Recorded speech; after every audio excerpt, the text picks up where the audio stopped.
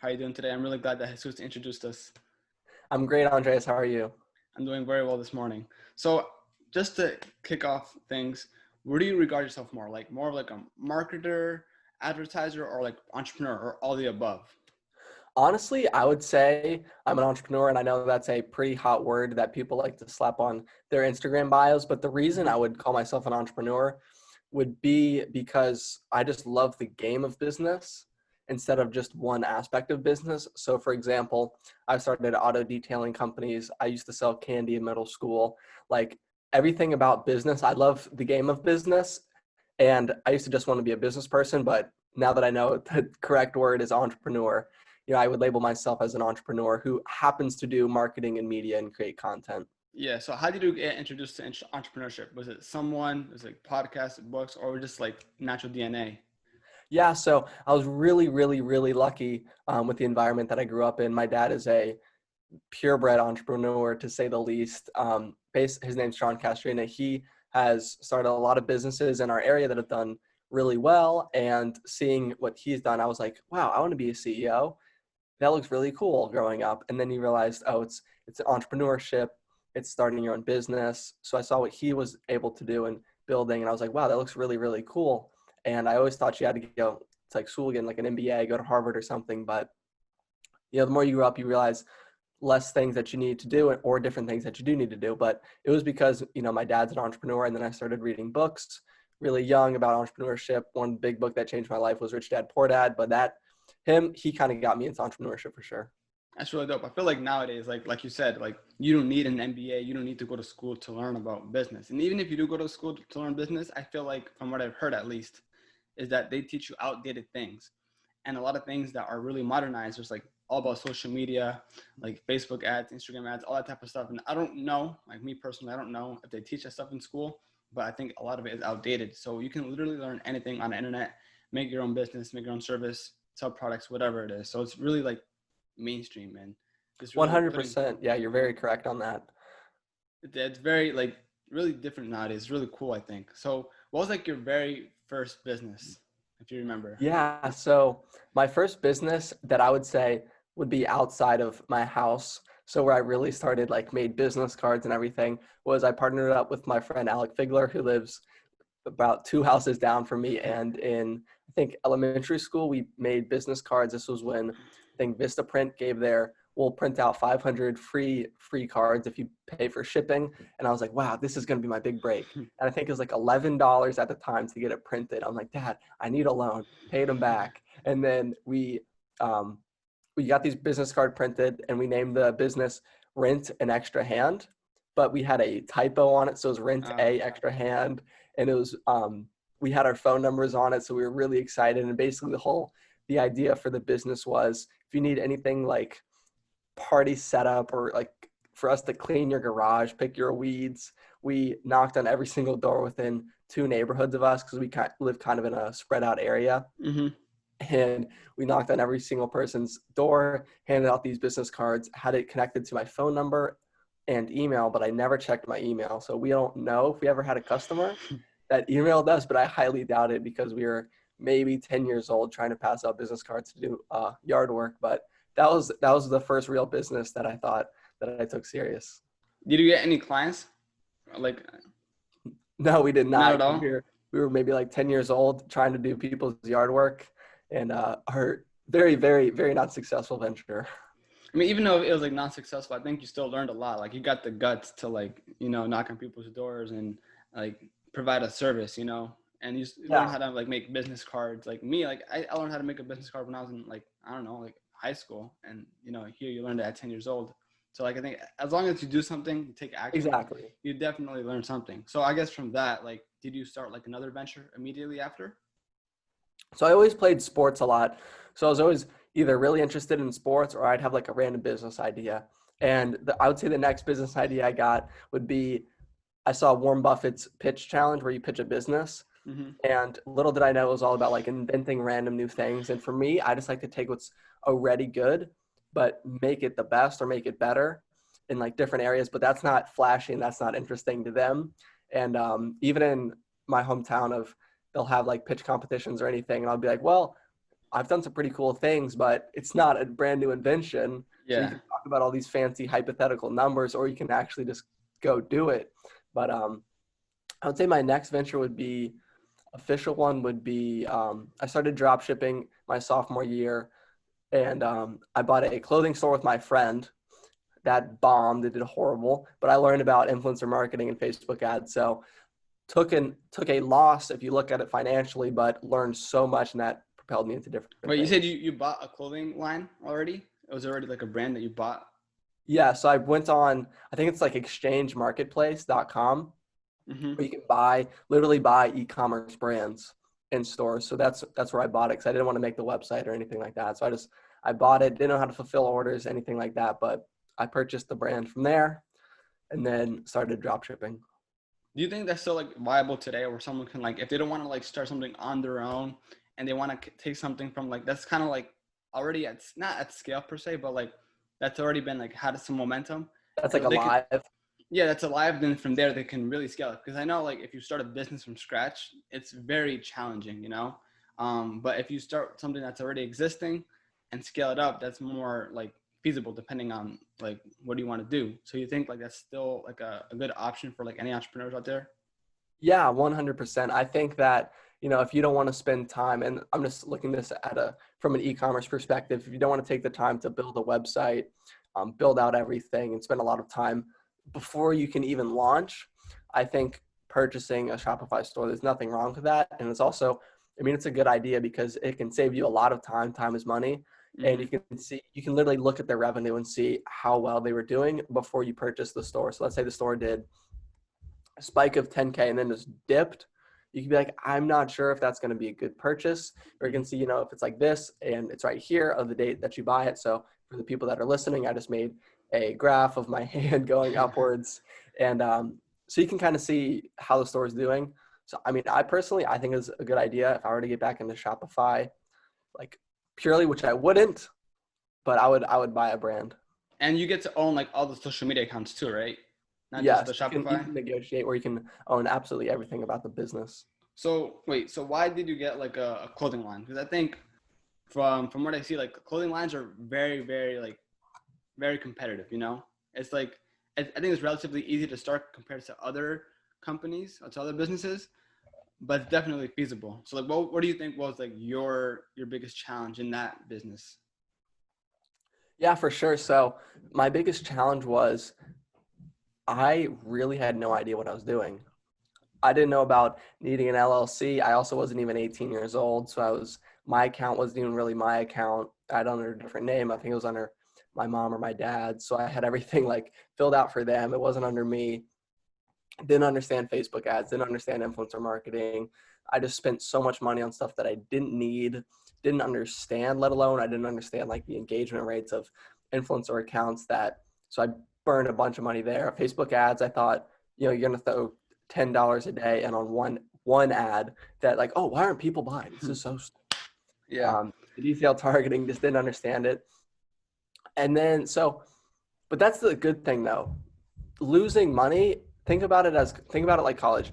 You can spend 50 grand to go learn something, or you can spend like $1,000, $2,000, like most, on starting a business where you can literally learn by actually doing stuff and get experience from it. That if you apply anywhere or do anything further down the road, you can say, well, I've actually done that, or I've tried that. So I've had a yeah, lot of I've had a lot of failures, but stuff that has also done really well. And thankful for the failures, because that's what's actually pushed me into, what I do now and what I have done before. So very definitely. thankful for my Shopify failure. So I definitely agree with that. Like, if the more mistakes you make, and then if you see that same potential mistake, then you can correct yourself whatever you're doing next, right? So you're 0 for 2, right? Like in terms of businesses. Now, was your next business adventure a success, or was it also a failure? Like, Yeah. So our next venture, we started an app called eDay, EDAY, an Entrepreneur's Day, and I think that hit over like 800 downloads with absolutely no paid ads or anything. It was just me on my Instagram saying, "Hey, go check out my app," which was really cool because it gives you a lot of credibility being able to say like, "Hey, I have an app. It's actually gotten downloaded a few hundred times.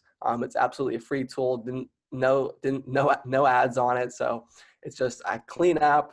And so that was very successful in my opinion, because we were able to get, launch our first app without knowing anything about launching an app or anything like that. And then we also at the same time started this company called Gig Strategic, which is very, very, very successful in our hometown of Charlottesville, Virginia.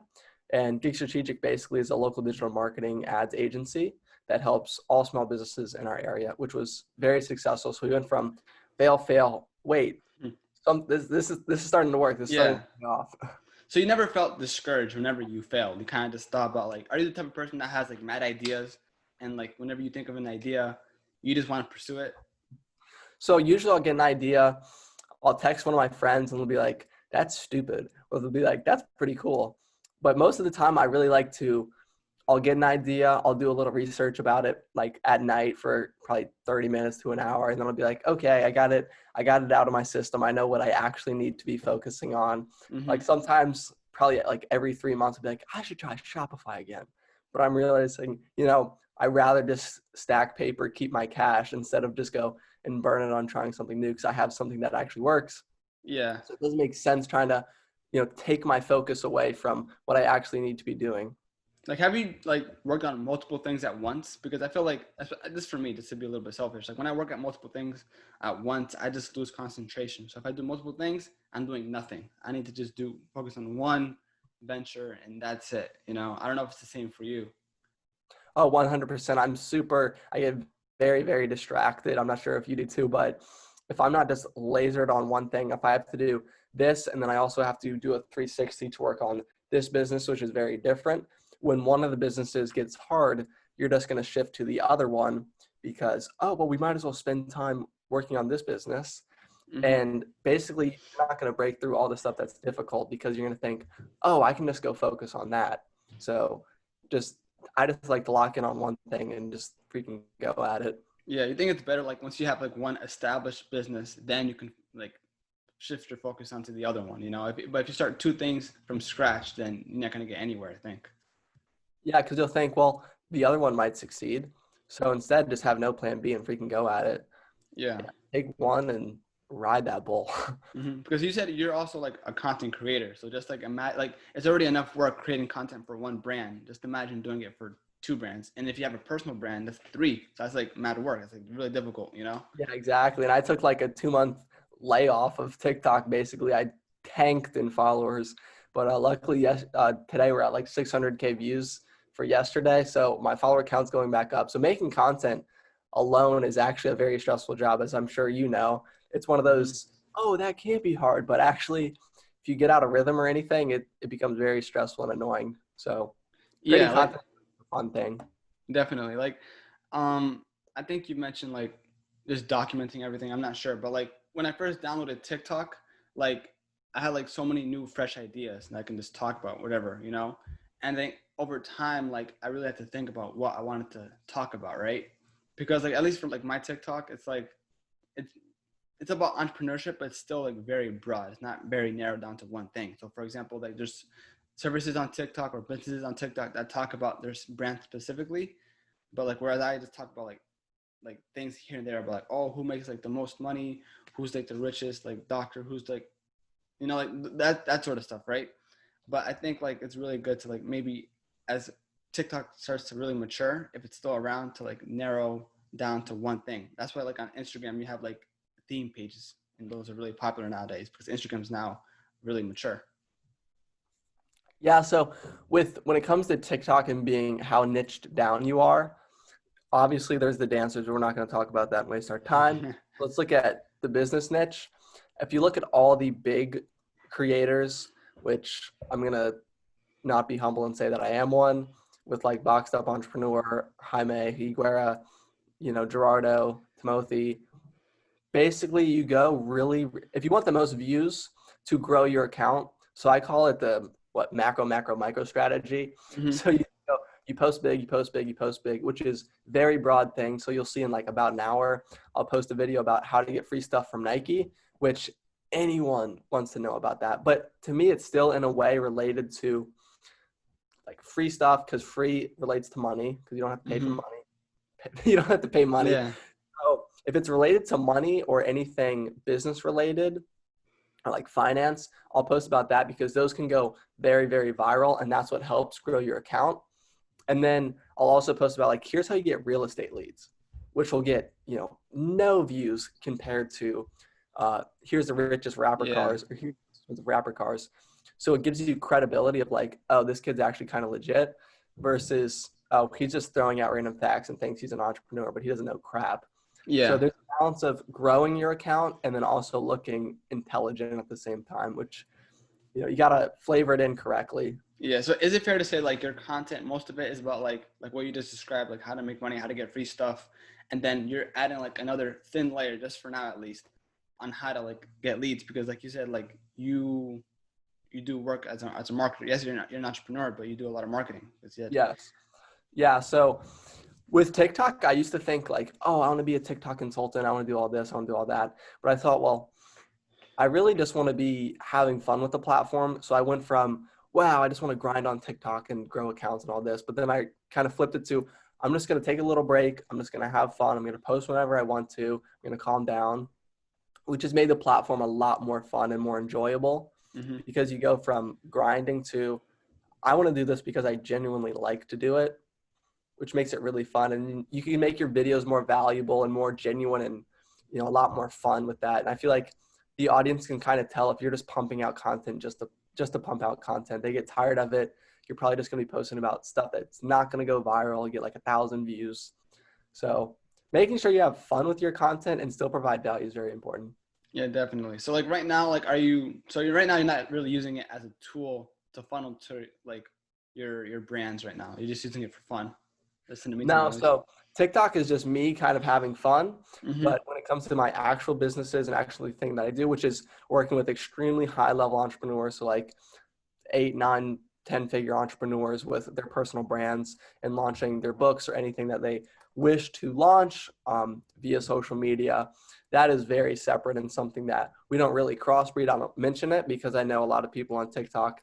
So if I'll bring up how to get free stuff or how to launch a business, if you show an example or what you do, people just try to steal it, or they'll be like, I'm just going to model that. So that's why I keep it separate. But I use TikTok as a way to grow my name so I can look, oh, he actually does know stuff about how to grow a social media account, Mm-hmm. which gives me credibility, gives me opportunities to speak at events. And then you can talk to very, very high level people and then start the conversation there and build relationships. So looping back, you said you work with high level entrepreneurs. Is that with your other brand, like Assist? You said you work with Assistagram, right? Yeah, so I was really lucky. This his name is Zach Benson, and he came to our house for a couple days. He's quote unquote the king of Instagram. That's what they call him. He's spoken at the War Room, 100 Million Mastermind. He's super cool. He's helped me a lot. We've partnered on some stuff. So I grew his TikTok account 200,000 followers in a week, and that's when I was really taking TikTok growth seriously for other people. And so I worked with Assistagram. Zach and I did a couple speaking events together. We're working on some press, growing his account. And we're also launching a new business, which is called Platform Pros, which is basically going to dominate the industry of launching entrepreneurial authors, which if you try to look it up, it's impossible. You can't do it. Like entrepreneur authors, like Yeah. or your business, like So our business would be launching authors who are entrepreneurs. So let's say okay. Bill Gates has a book. Bill Gates is a common name. We're just going to use him. So let's say Bill Gates wants to launch a book. If you literally go for anyone to launch your book, you cannot do it. I've looked for the past 2 years. You can't do it successfully and you can't do it right unless you literally want to shell out, $100,000. Like, and there's so many fake people out there. Like the personal branding industry is very, very, very disgusting. I'm not going to mention any names. I don't want to get sued, but you can literally buy yourself on any single publishing platform. You can buy yourself on Forbes Business Councils. Oh, I think I've seen that before. Like, sorry to interrupt, but like on Fiverr, you can like literally like hire some freelancer to get you on like not the Forbes list, but like get you on TechCrunch, for example, right? Is that what it is? Yeah, so you can, and what it usually is just Forbes India. Mm-hmm. So it's not even, like I understand paying for press. Paying for press is actually can be very justified, but when you use it to fake and fool people, like for example, if you buy yourself on the Forbes Business Council, I'm thinking of a certain person, and pretend like, if you frame your PR as, wow, I'm just so blessed for someone to write about me and think of me so highly, I think that is unethical. So I think the personal branding industry can, again, be very unethical and disgusting. You have to make sure that what you're providing in these articles that you're paying for are valuable, and you're not making it seem like you're some hotshot celebrity that, doesn't pay for press, when in reality 90% of these people do, which is fine. I understand the importance of press, but there's a very weird gray area where they twist it and make it seem like I was honored by Forbes, instead of, Yeah. Here's my Forbes article, take it or leave it. Mm-hmm. So going back to like the publishing idea. So right now, like you said, it costs a lot of money to publish a book, right? And so do you want to like, is there like a middleman that you're trying to eliminate for your service, or are you going to use it, just focus on social media to really promote the book? Yeah, so right now, basically, we're building out the SEAL Team 6 for our team, which has been seemed impossible. So with the connections that I've built the past 2 years, we've been able to bring on the best Instagram team so they can grow. They've grown accounts for ClickFunnels, Russell Brunson, Robert Kiyosaki, which is a sistergram. And then also Zach Benson has a lot of connections. And I myself has been more on the front end, bringing in and talking to entrepreneurs such as Jesse Etzler, who is the owner of the Atlanta Hawks, Rob Angel, who is the creator of Pictionary, Brandon Kane, Guy Kawasaki yesterday. So really being the storefront of the business, bringing it up, starting the conversation, because they all want to write a book. They all want to, at some point, write a book and have their legacy passed down, but they need someone to make this book successful because they've been successful in other areas of their life. Why can't they launch a book and become a New York Times bestseller without paying to be on the list? Grant Cardone. So doing this well and making sure that we blow their book out of the water is, we're finding the exact strategies, which we think we've gotten down. But basically monetizing a personal brand's platform and growing the platform is extremely important and very hard to do. Okay. So wait, so are you like helping them publish the book, or just like spread the word? Launching their book. Launching the book. Okay. I know, like, no matter how famous you are, like, I still think that like launching a book is still very challenging. I don't know much about like launching books, but I can only imagine that publishers are very like picky, and it's very difficult. And basically that would be, I think there's over 1 million self-published authors every single year. And, that's 1 million, potential clients that you got to look at.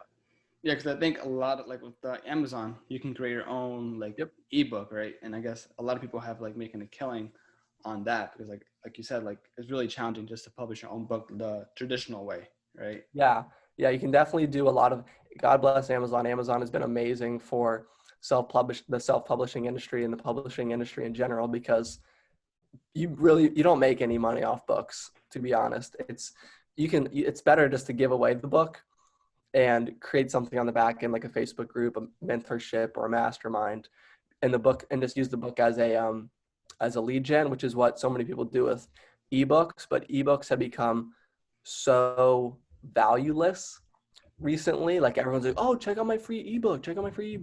No one reads the ebooks. They're trash. They're not good. They're like 10 pages long. So it's a super fuzzy area of providing value and making sure that you show your target audience, my book actually has value. It's not an ebook. This is a legitimate book. It's real. It's a hardcover. It's my story, or it's going to help you launch your business. So making sure people understand the value and getting your client in front of the target audience to promote their product or book is extremely important, to say the least. So you mentioned that you had like your team of 6. Is that for like your new business? Like, did you come up with it and then did you find a team, or did someone hit you up to like add you to their team and work together?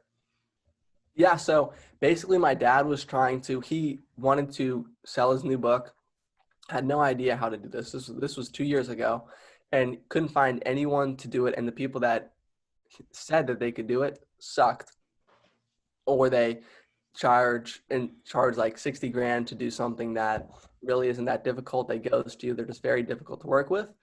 So we thought, F it, like, let's just do it ourselves. So then we started from there, building out the team of finding every single person that we need to blow up an author. So How do that's why we've you been building out the team. And when it how, comes to if anyone hit me up, no, we just came up with it internally. how do you like find a team? Because like I think like nowadays you can definitely find people like online, you know, like you can definitely make connections through social media. And I just think like nowadays it's harder to make connections, at least in my opinion, like locally. Like, did you find a team through like local connections or through social media?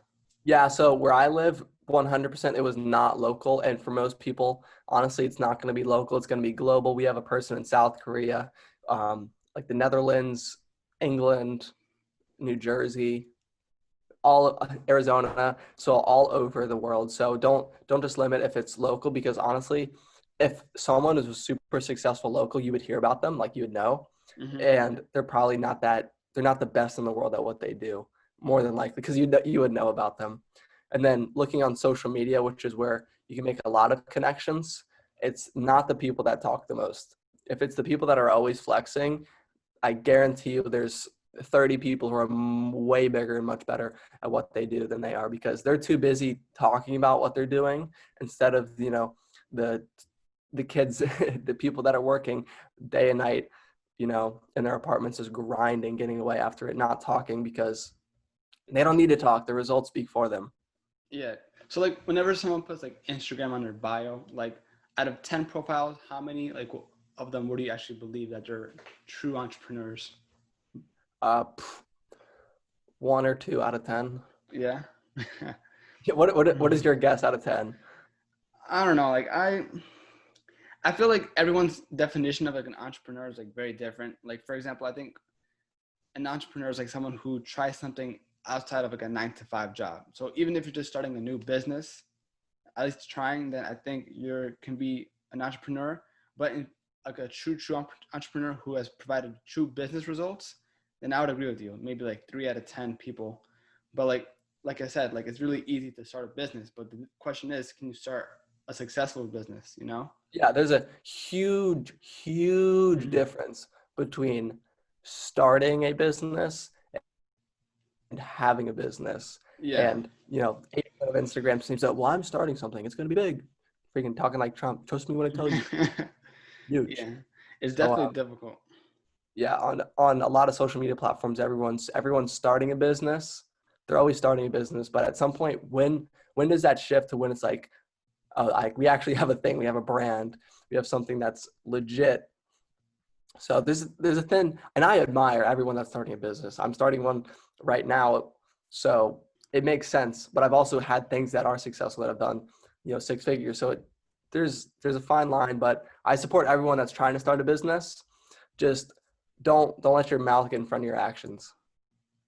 Yeah, I think over time you can see who's an entrepreneur or not, and it will just hurt Ooh, I yourself. like that word. That's funny. Yeah, it will just kind of hurt like their image, you know, because like if you want to like hit someone up for some help or like and then they're not gonna know anything. They've been faking it the whole time. I think over time the truth always reveals itself, you know. But yeah, Exactly. I think And it's really. I was actually asked to sell by multiple people and brands, huge ones that you would know of, to launch a TikTok course. And like I would have made so much. You said big brands hit you up. Yes, to like huge course like hosting platforms such Mm-hmm. as Oh, I see. one that Ty Lopez has that you may have seen in an orange box. Mm-hmm. And to sell my TikTok course. And the reason why I didn't do that is I'm 19 years old. I'm not going to slap expert on anything yet. I just want to give out as much value, be as much help to as many people as I can right now, because it's just like Gary Vee's thank you economy, or however he explains it, where you pump out so much and so much and so much value. At some point, you can start cashing in on the stuff that you've done to help other people. You start getting more referrals, you get more credibility. Your name just means more. Like, I want to be one of those business people or entrepreneurs or whatever you want to call them, when they're 60 years old, you're like, wow, that person they've never crossed anyone. Like, they stayed straight, they're ethical in what they do. Everything that they've sold actually is legit, versus, everyone that you see that's like 20 years old, they make a money for a month and then they sell a course on it. And I'm not going to go be like, oh, that Collin Castrina kid's, he's just selling a course. So that's why I denied the massive amount of money that I would have made to save my name and reputation instead of Yeah. selling a course.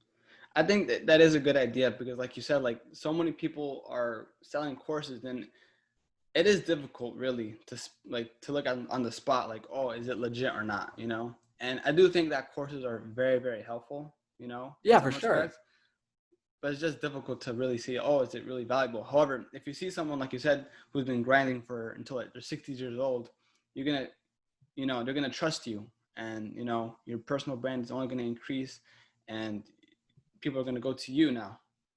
So that's like the big difference. You don't have to make Yeah, a because when you're, course. I think, did we break up?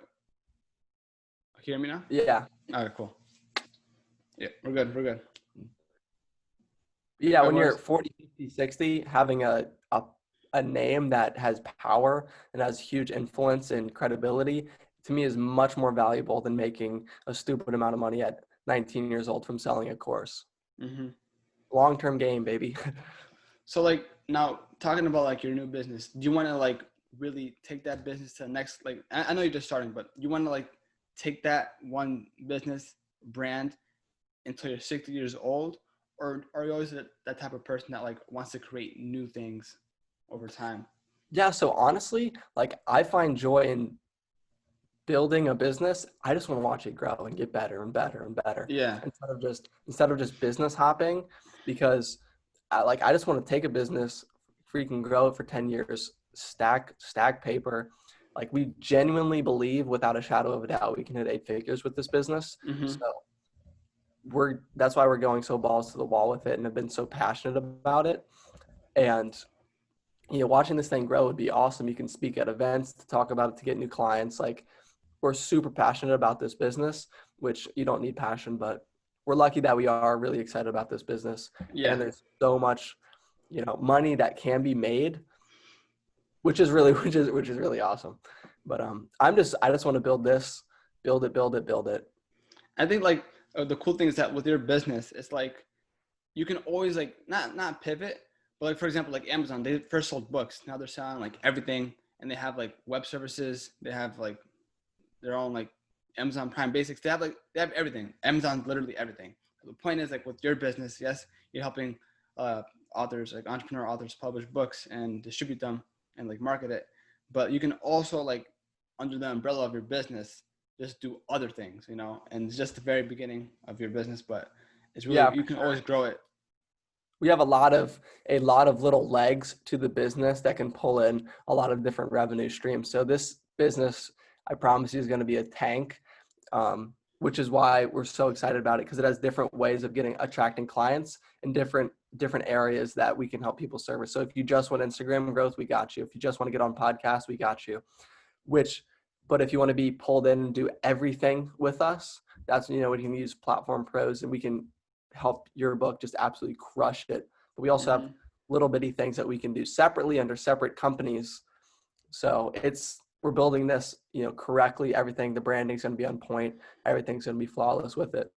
So are you targeting like big shot entrepreneurs, or like how do you like what's the metric in terms of like entrepreneurship authors? Like is it like big guys, or is it just like any like big person on Instagram with like 200K followers, for example? Yeah, so we don't care if you're an influencer, if you have a blue check and you think you're like a hot shot. We're just going for people who are legit business, have done something very legitimate in business that may not have a huge social media following, because we can do that for them. That Mm-hmm. actually gives us more room to grow our business and make more money, is if they're not super established on social media, but if they've actually done something. So if they've grown a $1 billion company, like I know a ton of people that have grown $1 billion companies, but they don't even like have Instagram. Mm-hmm. So when it comes to launching their book, that gives you another way to be like, hey, we should help you grow your Instagram. Let's add that to your package. So in So it's terms of on something like 8-9 figures within business. yeah, so for your business model, I don't know if you want to talk about it, but like for your business model, and you see like people don't really make money on books. So if you're not making like a commission off every book they sell, are you just charging them like I don't know, like for your actual services for every month, or how does that work? Yes. So the author gets royalties per book sale, but in like this grand scheme of things, it's really not that much. Um, our services are per month. So it's not we don't charge commission because then you get like 5 cents. Mm-hmm. So it's based off per month, Okay, so per month revenue. so you're just charging for the actual service, right? Not commission based. Okay, that makes sense. So when do you think your business will be like up and running, established? Yeah, so we're launching one of the little pegs to the business. Shoot, let's see, in August 1st. So that's super Oh wow! exciting. And do you have any entrepreneurs lined up? Yeah, so if I could screen share my Calendly, you'd see the huge lineup that we have. We're talking to two crazy high level entrepreneurs every single day, basically throughout June, which has been awesome. Which is building our Rolodex, building them starting to see my name and what we're doing, and starting our pitch process from there. So it's a slower sales process, Mm-hmm. but that's because you're doing something that is so important to them because it's dealing with their ego, their personal brand. It's not just like, hey, let me help do Facebook ads for your small business, which I've done, and it's not fun. Mm-hmm. So it's a slower process, but it's a lot more rewarding. Yeah. And so for these books, like you said, like the main purpose of a book is not really to make money, but to just use it as a lead gen, right? So when the entrepreneurs publish a book, like, is it like, do you help them like write the book in some sort of way? Or like, do you recommend No, like, they have to write the book. okay. So they're using the book as a tool for like lead gen, right? For the most part, you think? You can, but you can also like if you genuinely just want to have a book for. So I can't say their name, but if they just want to have a book, they're just selling a book. Here's my book. This is it. All I want to do is sell my book. I want to speak about my book. I want to go on podcasts, talk about my book. This is my legacy. My kids are going to read this. My grandkids are going to read this. Mm-hmm. We can help you with that. But if you would like to launch a course on the back end of the book, and the book just gives you credibility, and you want to start a Facebook group, you want to start a mastermind, you want to go speak at events, we can help you with that as well. So if you just want to have a book, sense. you just want to launch your book, become a bestseller, we got you. If you want to do everything on the back end, we can help you with that as well, because finding a team for that, genuinely, you can't find. So say I'm a potential client, right? And I go to your site, I go to your service, and I'm like, hey, Collin, like I want to make a book. I'll write everything, but I don't know what to do next. So how would that process look like? Yeah, so because we haven't gotten to that process yet, and I'm also not going to disclose that, but basically you'd have to apply to work with us. It's not one of those we accept everyone applications. Yeah. We genuinely have to feel like you're actually committed to your book. Your book also has to not be crap. It has to be good. And your personal brand itself, even if you're not big on social media, we have to see potential within growing you. You're not boring, you're interesting. So there's a lot of different things that you have to look at to make sure it's a good fit. Because you don't want to we would take on maybe 5 clients. Mm-hmm. So something I just remembered, like you said that you had your team dispersed around the country, right? Yes, in the world. So around the world, sorry. What tool do you use to like communicate with all of them like efficiently? Email and WhatsApp. Email and WhatsApp? No Slack? Like, no, we don't. Okay. Nothing too fancy. Just email and WhatsApp. So like how does that work with like the time differences? It must be tough, right? Yeah, so we'll send a text on WhatsApp and then they'll get back to it as soon as they can. Mm-hmm. And then if we need to hop on a Zoom, do that as well. Okay. So you definitely have your team lined up. Like the thing is like that's the most important thing in terms of like your business specifically, like just making a good team, finding good people to work with. And that's been the most difficult part for sure, because a lot of people say they can do what they can, but they've actually not been able to do it, or they've charged an insane amount to deliver mediocre results. Yeah. So how do you kind of like measure the metric of, oh, this person can do that? Like I always feel like if someone hires someone, like there's different types of like bosses per se. Like you can like really micromanage someone or you can do everything yourself. Like how do you pick that right person? Yeah, so you have to make sure that you're tracking everything that they're doing within results. So let's say they said that they can get you 1,000 followers a month on Instagram. You make them report to you that like, hey, they actually got 1,000 followers on the minimum per month on Instagram. So you make sure that they're reporting to you either weekly. So for example, we took on a team member, 2 days ago. Mm-hmm. He's in another country, but we made sure we personally, now we're using him. We're trying out Slack for him. And we have a timesheet for him. We also have multiple Excel spreadsheets that he needs to fill out people he's contacted, outreached, the progress of the outreach, kind of like a CRM, but within Google Sheets. And then we're also tracking, how much he's done. Like, hey, this is your objective. Have you met your objective for the day? So we like to track everything and make sure people are legit. So then we can keep the team that is legit. Okay, that makes sense. I think it's like, very well structured because like, I don't know, if you have like a team around the world, like you got to make sure everyone's doing their job, For sure. Because then if they're not doing their job, then your business isn't doing your job, and then you start to fall apart. Yeah. But like say like you listen to a lot of Gary Vee, right? I used to. Used to? Like, because I think like what he said, like when you hire someone, like make sure you know how to do the job. That way, like if you're not doing it well or they're not there anymore, And you'll find out you can pretty quick. replace them. Yeah. Because can you like essentially like do everything that your team is doing, but like not as efficiently? Yeah, so for me, like I have a basic understanding Okay. of everything that my team's doing because I've already done it. Mm-hmm. So like Instagram growth, I've done that myself. Podcast guessing, I've done that. Like all these different aspects, I've done them. But you can get someone who's already better than you at it, and then hire them. And then if they suck or they're not good, you can cut them out. Mm-hmm. So you said that you've been to actual talks, right? Well, I started doing it during Corona, so I haven't been able to go be there, but I've been able to do them via virtual summits, and some of them are coming Oh, out to be released in September. Some of them have already been live, but they're super fun. so you like never been like on stage yet? Not physically, but via Zoom, yes. Oh yeah, Soon enough. soon enough. So like, people just hit you up to like go to like a conference, for example, and you talk. Yeah, so if you've ever seen like any like live webinars, but instead of a webinar, it's just like a summit, and they'll charge money for that, and then I'll speak. Usually, I just speak about TikTok or Instagram. Mm-hmm. So I guess like to kind of like wrap things up. So you said like your biggest goal is like when you're 60, so have like your major brand, you'll be recognized as a true businessman, true entrepreneur. But for like just to like go back a little, do you want your business to really, really grow and be like the best like Yes. service for entrepreneurs and their authors, or do you want Yeah, to be like, absolutely. Number one, best.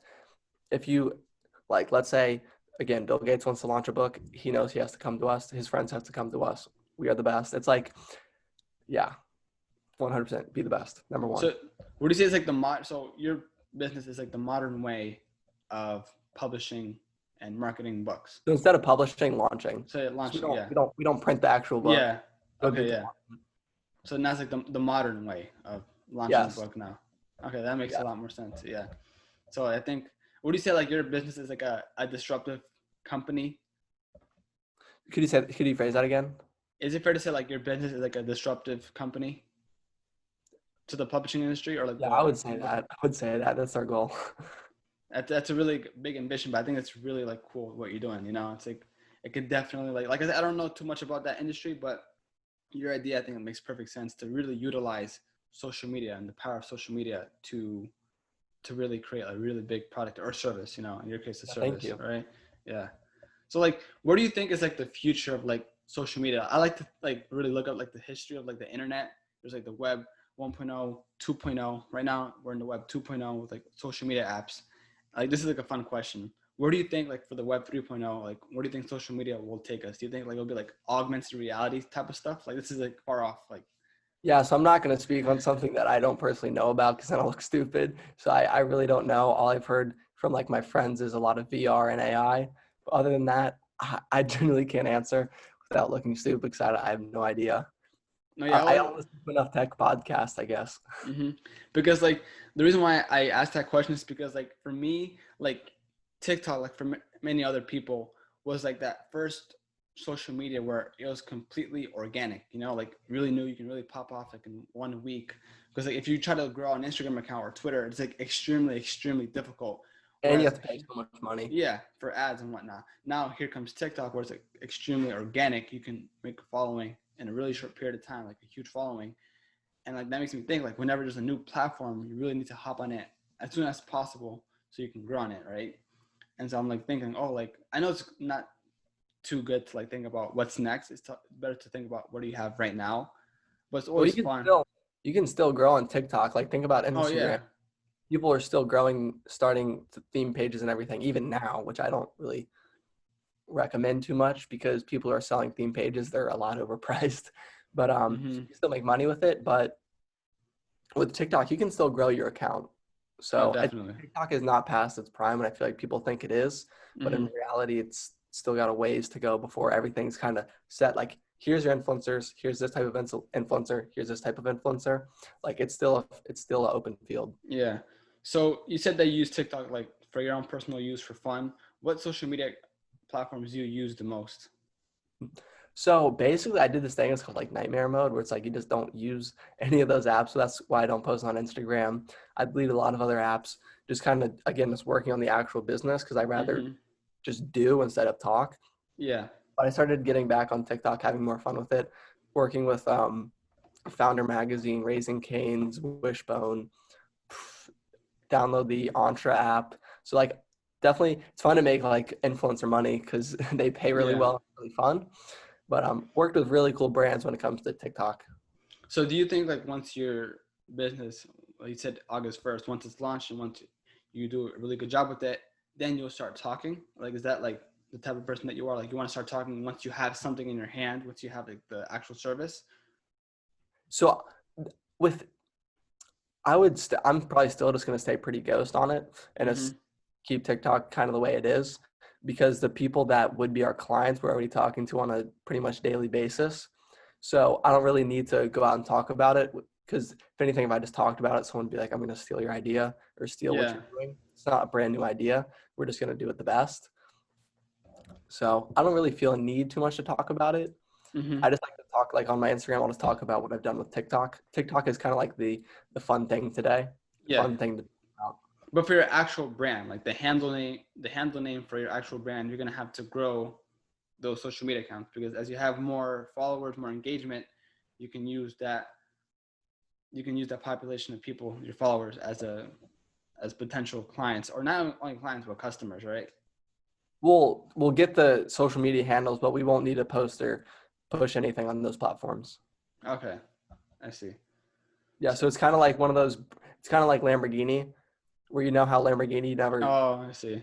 There you go. Yeah, everyone knows about them, but they're not like really out there. They don't make any commercials or anything like that, right? Yeah, it's very prestigious. You have to apply. We actually have to genuinely want to work with you, type thing. Okay, that makes perfect sense, I guess. Yeah, that's definitely really cool. I wonder if like you're gonna see some really cool entrepreneurs publishing their book through your platform. You'd be It'll like, be I really wonder who did that. I'm like, I don't know. yeah. So whenever like they make like a hard copy book, it's gonna have like the name of your business like in the front cover or something like No, so that to indicate. it'll we're not going to be because we didn't publish your book or anything. Mm-hmm. They'll just know like they used our services to help launch and promote their book. Okay. So So when you see them, when you see like their press, when you see them on different podcasts and everything, you know, oh, okay, we know who did that. yeah, for sure. That's really dope. I never actually heard of like that business model. Like whenever I talk to like entrepreneurs, like they always think of like cool job shipping ideas or like Social media marketing. yeah, social media. Like you can make a lot of cool businesses with like basic stuff, like what people are doing every day, just a different like genre or niche. But what you're doing is like very, very unique. It's like an actual business with a different idea, you know, and like that's something new in my opinion. That's something I never even like really like, thought of or even You heard of. can't, You know what I you can't mean? find it either. You So can't it's find like, yeah, it's like it's very, very different. It's like very unique, and it's because it's so different and unique. And I think it's really just modernizing the way you launch books. I think it could really be a hit. So it's really cool what you're doing. Yeah, thank you so much. It's a lot harder, but it'll pay off. Oh yeah, no, definitely. It's like because like with drop shipping, if you want to like not copy an idea, but kind of follow along the lines of what other people are doing, but have your own spice to it, you can kind of follow like a guideline. Whereas your thing is like you're going into like unknown territory per se, Blue you ocean. know? Yeah. So if you go into that blue ocean and you kill it, then like people are going to be following like you know what I mean? Like if you're the industry leader, then people are going to want to like follow, you know what I mean? And that's So why we've made sure to bring on the absolute best team so that no one can yeah. do or be better. Yeah, I mean, naturally, people like if you create a new category of business, naturally people are gonna want to copy. You know, for example, like TikTok was like I think the first social media platform to have like the short videos, right? I think maybe it was Dub Smash. I'm not entirely sure. I think it was Musically, but you can see like now like YouTube and Instagram are getting into that now. They're copying or they're following the leader. You know, so it's kind of like the Definitely. same. So Colin, I really appreciate your time. So Thank you. just to let everyone know, like I know you don't really use social media like that, but if just in case people do want to follow you, look at your content, where can they find you? At Collin Castrina on everything. COLLINCASTRINA. Dope. And one more thing. So what books and podcasts do you like to listen to or read? Yeah, so I would read Rich Dad Poor Dad. I would read 10X by Grant Cardone. And I would also read Essentialism by Greg McKeown, I think. I think that's his name. Mm-hmm. But yeah, definitely read Essentialism. Do you read like all the other books by Guy Kawasaki, the guy who made Rich Dad Poor Dad? Because I know he has like a whole other series on that. Not Rich Dad Poor Personally, I Dad. didn't like them. I didn't think they were Oh, that. I really okay. Okay, that's really dope. I'll put those books in the description. Yeah, I think a lot of people always follow like those books, and I think it's really like gives you a good perspective. I read it, but I kind of like forgot about it. It's one of those books that I kind of have to like reread and whatnot. Yeah, my top book that I would recommend that's not like related to business, but is probably the most important book. It would be Essentialism. Essentialism. Like, does that kind of like put you in a framework of like, I don't know, being more open? Like, what did that book do to you? It makes you pretty binary with the way you think of what you're doing. So it's like, is this either going to, like, people like talk about like, oh, I just want to be happy. I just want to be happy. Happiness is stupid. Let's be honest. Here's why. If I scroll on TikTok for 6 hours, will that make me happy? Yes. It's fun. I love it. TikTok's hilarious. Is it going to bring you any fulfillment or anything that's actually legit? No. So you have to cut out what's like not essential. Mm-hmm. There's a lot of busy stuff. So there's a lot of your energy is going out like this. You just want to go move in a straight line. That's how you get the most done. So if it's not going to propel you with your business or whatever you're trying to do, you don't really need to do it. It's stupid. So you think like you're like a lot more efficient. You're either like yes or no. You know what I mean? You're not in between. Which can be like a lot of sacrifice. You don't do a lot of fun stuff, but it's a lot. Yeah. What you're trying to do. Probably have to read that book because there's definitely some times where like I'm in between and I'm wasting like time. I'm unsure what to do. You know, Like, if I have that Xbox, would it be fun? Yes. Should I do it? No. Yeah. Like to be honest, like sometimes it's hard for me to say no to certain things. Like if I just say no and let's be like a man about it, it'll be a lot more easy. Or sometimes I'm too unsure. So I think it's like really about like knowing what you want, being assertive, and just check out Alex Becker's YouTube channel. He's Alex the best Becker about this. Okay, I'll put that in the description too. We'll do, Colin. All right, so Colin, thank you once again. I really appreciate your time. A lot of fun. Awesome, thank you.